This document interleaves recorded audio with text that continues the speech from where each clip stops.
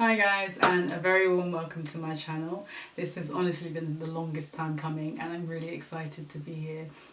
My name's Shope for those who don't know, or for those who don't know how to pronounce it. Please forgive me for these godforsaken nails. We are obviously on lockdown and I now have boy fingers and yeah. If you don't know already, this case is going to be the Kenneka Jenkins case. I personally remember following the case as it was a major topic of conversation on social media. I think a lot of that had to do with the fact that Kanika's last moments alive were actually documented online. But for those of you who aren't familiar with the case, Kenneka Jenkins is a 19-year-old girl from Chicago, Illinois in the USA. Kanika was a very likeable girl. She had a very active social life, lots of friends.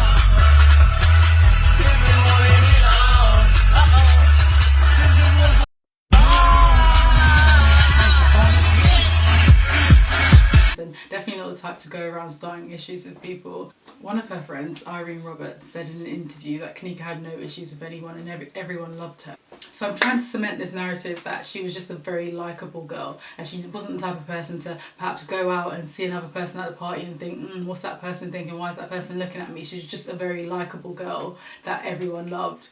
She also had a great relationship with her mum, Teresa, who she lived with, and they had that sort of sister-friend sort of relationship. Can you do a dick on a dick? Shit. How the hell you think you got here? Just sitting to eat on my bed because there's booty juice everywhere. Look at her. Nasty self. Look at her. It's not safe by him. And on top of that, she'd just gotten this nursing job and she was so excited. On the night of the incident, actually, she had told her mum that she was going bowling to celebrate getting this job with her friends. But really and truly, she was going to her friend Irene's 21st birthday at the Crowne Plaza O'Hare Hotel.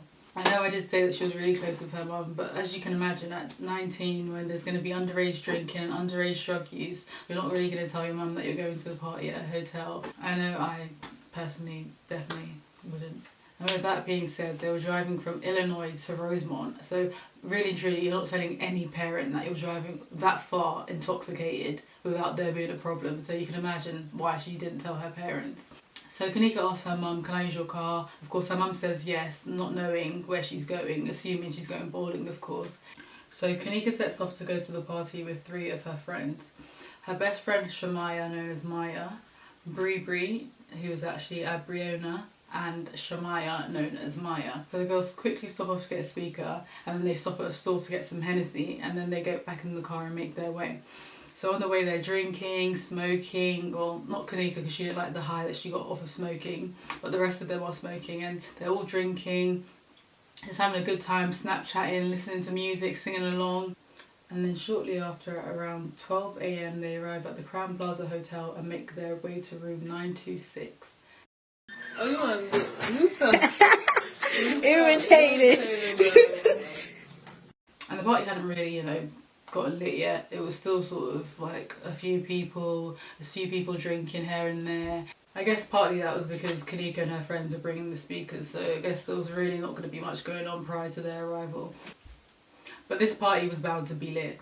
Irene had posted a flyer on Facebook and then her friends had reposted and their friends had reposted and it just circulated, so there was meant to be a lot of people in attendance for this party. So at this point they're just setting the vibe. Some people are drinking, some people are smoking, Irene's taken some ecstasy along with a few others and Kanika just continues drinking that Hennessy. That bottle of Hennessy is all she's drinking and that's all she's going to drink for the rest of the night.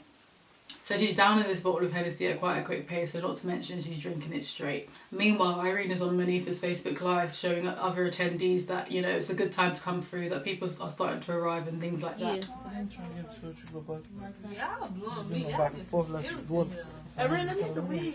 Damn, I just got the weed. Let me see who you... Hello? 926. I am enjoying my What's up? You riding with me or what? You tripping?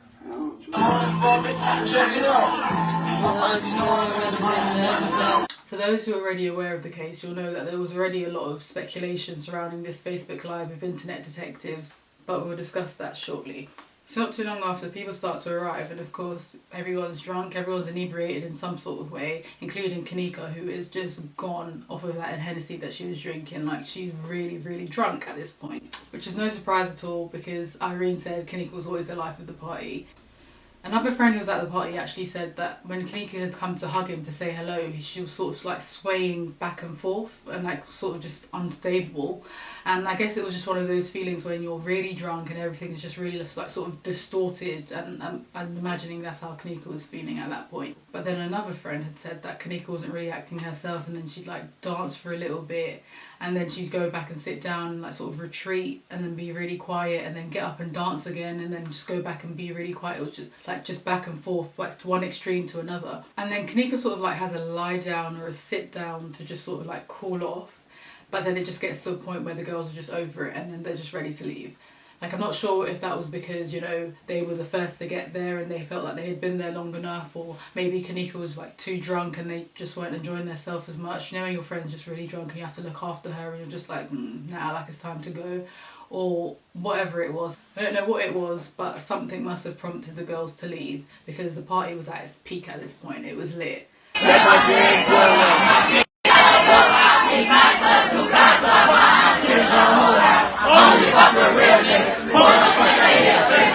And the girls had only been there a little over 1 hour. So if you remember, I said Kanika came with three of her friends, Manifa, Maya and Bree. And at this point, Bree had gone off with someone. I'm not sure if they were familiar with this person or if they weren't, or if it was someone she met at the party. I'm not sure, but I guess that's of little relevance. So by this point, it's Kanika, Maya and Nifa. So Nifa gets Kanika and they set out to leave room 926. And once they leave, Kanika says, oh, I forgot my phone and I forgot my keys. So Manifa and Maya then decide it's a good idea for them to both go back inside the party to find these keys and find her phone. I'm not sure if that was because, you know, Kanika was really drunk and they thought maybe if they had gone to get the keys themselves or gone together, they would have been able to locate it quicker. But upon their return to the hallway, Kanika, who was really intoxicated, was nowhere to be seen. So Nifa and Maya are thinking, like, what the hell, we've just left her, like we were only gone 30 seconds, how she disappeared. So they immediately panic. So they go back into the party and tell Irene, like, we've lost Kanika, like, what do? We can't find her, we were just outside with her and, you know, she's gone. Irene, who's equally confused and probably equally inebriated, is like, how the hell have you guys lost her? But at this point, Irene isn't taking it too seriously. She's sort of just like, well, you better go find her, and then sort of returns to her party. I'm assuming Irene must have thought that, you know, Kanika will just show up, like, it's a big hotel, she's probably somewhere, she might have gone to the toilet or something like that. She just didn't really take it seriously. They then informed Bree, who was obviously not at the party, and text her to say, you know, we've lost Kanika.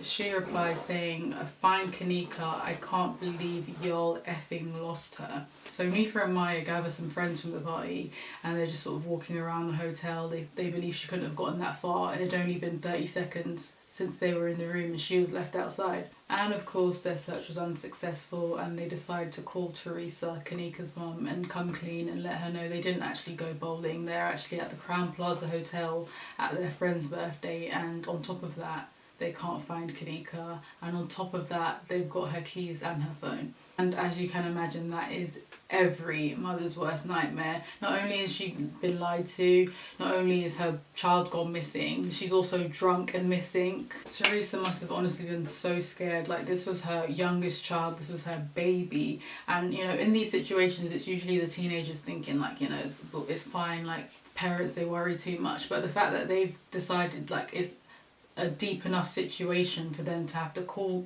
Teresa and let Teresa know about the situation. They've obviously understood the gravity of the situation and they really know that they've really messed up. But Teresa remains somewhat calm and she tells them, you know, bring the car back and we'll go back together, kind of thing. So they all get back to the hotel at around 5:30 a.m, of course, with Kanika's mum. And she then calls the police to report Kanika missing. But then the officer that Teresa speaks with sort of discourages Teresa from reporting Kanika missing officially and sort of says, you know, she's a teenage girl, she was at a party, she'll probably just turn up, she's probably just gone off somewhere with a friend and she'll probably be back. 911, where's the address of your emergency? Yes, I'm at the Crown Plaza at O'Hare Airport. And I was calling because my daughter came to a party here last night, a gathering with her friends, and now her friends, they say that they left her on the front of the hotel and she's not able to be found now. She's 19 years old. The room wasn't registering her name. she came with some friends. Do you think it's possible maybe she went to one of her friends' houses, or, you know, she's probably... No, actually, because she had my car. She was driving my car. She know I don't like nobody to drive my car because my insurance will not pay for no one besides her. You know, these kids won't tell the truth. They said that they went upstairs to get her cell phone. And when they went to get her cell phone, she was standing in the lobby, in the front lobby. And then when they came back down, she wasn't there anymore. So again, she's only been gone for a couple hours. She's, you know, I don't know, maybe she's, you know, she could be somewhere with one of her friends or something, because, I mean, it is only a couple hours since you hadn't seen her, correct? Or since her friend supposedly hadn't seen her?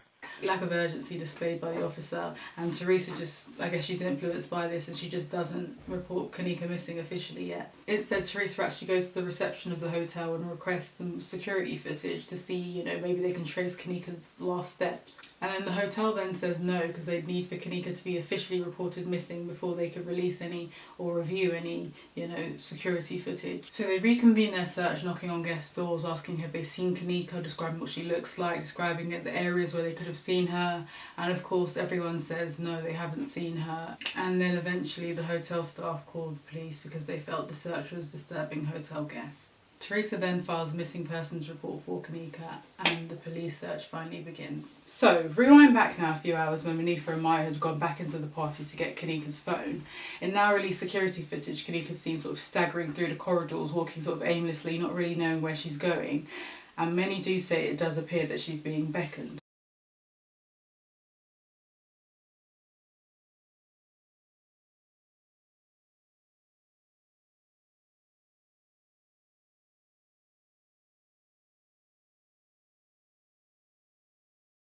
Let's discuss the theories that social media detectives came up with surrounding Kanika's disappearance. Now, if you do remember at the beginning of the video, I did say there was a lot of speculation surrounding Irene's Facebook Live video prior to the party sort of kicking off. And a lot of people speculated that two males in the video, sort of in the background, were abusing Kanika whilst her friends turned a blind eye and did nothing. The men that are supposedly in the background of the video are reflected through Irene's glasses. Many people on social media played into the narrative that Kanika's friends were so jealous of her and they resented her for her beauty, and as a result of this jealousy, they allowed her to be sexually abused and ultimately kidnapped. People sort of suggested that this is why Irene appeared nervous on the Facebook Live video, because in front of her, her friend was being abused. So Kanika's allegedly whimpering, help me," in the background of this Facebook Live video, whilst no one is doing anything to help her. And these two men who were said to be sexually assaulting her are the ones who were responsible for her kidnap. But nothing actually materialised from these allegations, and no arrests were made and nobody was brought in for questioning, so these claims were just unsubstantiated. And I'm sure at some point these videos were professionally reviewed and nothing actually came of it. Another social media theory that was floating about was that Kanika was actually a victim of organ trafficking that was taking place in Chicago, and it was all orchestrated and all part of a wider cover-up, and all of her friends were involved and they were paid to orchestrate this whole thing. People also tried to validate this by suggesting that Kanika would have been the perfect candidate for this because she didn't take drugs. But this was just all proven to be baseless. A theory that was projected particularly by Kanika's friends was that someone in the hotel, whether that was a staff member or hotel guest, someone who was familiar with the security cameras, whether that was one person or a group of people, were the ones responsible for Kanika's disappearance and the ones who appeared to be beckoning her in security footage. They suggested if someone was aware of these cameras, they would have been able to lure Kanika without actually being seen themselves, and then ultimately would appear that Kanika's voluntarily walking wherever they're luring her to. As I mentioned before, there was huge social media coverage. There was marches, there was petitions, all to galvanise the police or anybody at Irene's party to come up with some sort of answer or explanation.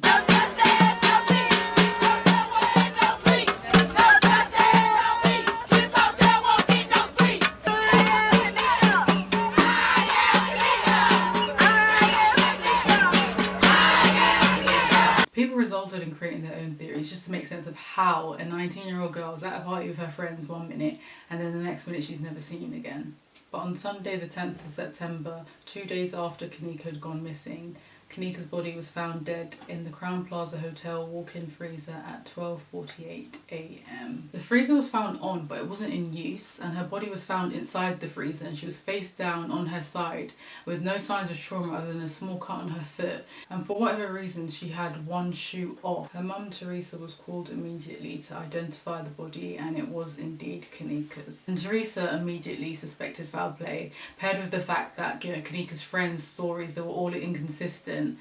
And she said, someone in this hotel has killed my daughter. She felt a young lady of Kanika's stature, if that drunk, was never going to successfully be able to open a walk-in freezer door. So Kanika's mum and the family lawyer Jeffrey Feiger filed a $50 million lawsuit against the hotel for negligence, as the question remained as to why this walk-in freezer was on but not in use. Feiger's argument in court was that the freezer door had a lock on the outside, and he suggested that Kanika was then locked inside the freezer. However, the hotel claimed that the freezer was on and operating because although it wasn't being used by the hotel staff, the kitchen area was being leased out to a company who was using that space. They also rejected the idea that Kanika was locked in the freezer because there was a fully functional lock on the inside of the freezer whereby Kanika would have been able to voluntarily let herself out if that was the case. As well as that, the motion sensor would have picked up anybody walking around the area even if the security footage didn't. Ultimately, there was no solid evidence to suggest any foul play, and Kanika's autopsy revealed that the official cause of death was actually hypothermia. Also, just to debunk the organ trafficking theory, there was no absence of any organs in Kanika's autopsy. The toxicology report also revealed that there was no use of recreational drugs in her system, which obviously would have undermined the idea that she was drugged and then taken advantage of. I guess it's difficult for any families to accept that something so unfortunate and avoidable has happened to someone that they loved and cared for. Like, I'd imagine you'd want their death to mean something, you'd want their death to have some sort of tangible explanation. But in this case, there was just no evidence to validate any foul play. Even still, Teresa felt that the whole case was handled quite poorly. She felt that if the police had actually taken her seriously a lot sooner, they would have had a better chance of actually finding Kanika's body alive. And believes if someone had looked at the video sooner, her daughter could have been saved. To me, I feel like they helped kill my child, the police department and this hotel. We studied trying, begging for help, begging for help. The police department couldn't even help us. After they found my baby dead, they couldn't even help us. The bastards! They couldn't even help us. I think even Irene Roberts said that they had proposed to the police that, you know, they get some of Kanika's clothes out of her sister's car to give to the sniffer dogs so they could locate where Kanika last was in the hotel. And the police said it was much too late and it was pointless. And of course, I'm not a detective or anything of that sort, but I just feel like in dire situations, you should just explore every option. And I don't feel like the police did that in this case. And I think that's just what the sad thing about it is, because, you know, you have an urge to find someone that you love and actually find them alive. And police are doing their job, but that urge perhaps isn't there to the magnitude that it is for you. I also feel like Kanika's friends didn't act responsibly. Like, from them changing their stories continually to them both going back inside the party to find Kanika's keys and phone and leaving her outside drunk and alone. Like, I don't know, it just seems a bit fishy to me. Like, when I go out with my friends, I'm not saying I'm expecting the worst to happen, but we're very conscious of how the night could go left, and obviously we're very accountable for one another because of that. But with that being said, I'm in no way placing any blame on these girls. Like, I can imagine that this was the last thing that they were expecting, and of course they were inebriated themselves, and, you know, their judgment would have been impaired. And I think this must have been such a scary and nerve-wracking situation to be in. So, you know, I'm not trying to project this narrative, and I know that they've been receiving sort of death threats via texts and phone calls. And I think Irene had people sort of staking outside of her house saying, you know, you killed your friend, blah blah. And that's not the narrative I'm trying to project, because this is obviously a real life situation that obviously affects real people. But yeah, this was a weird one for me, just simply because all it was a night out with friends, and now of course a mother will never see her daughter again, family and friends will never see their loved one again, and it's all seemingly down to just bad decisions and alcohol. I'd love to know what you guys think. Do you think there was some sort of foul play involved? I know Kanika's friends and family maintained this theory, or do you think she literally was just really drunk and unfortunately walked into a walk-in freezer and just died there? I do apologise if there's anything that I've missed out. I've just collectivised online information that I have access to, but if there's something you know that I don't know, please let us all know in the comment section. But all in all, I do hope that you guys enjoyed this video and you found it informative. If you did, please like, comment and subscribe. And also, if you would like to see more, you can engage with me on all my socials so we can discuss these cases further. But for now, I'll see you in my next video.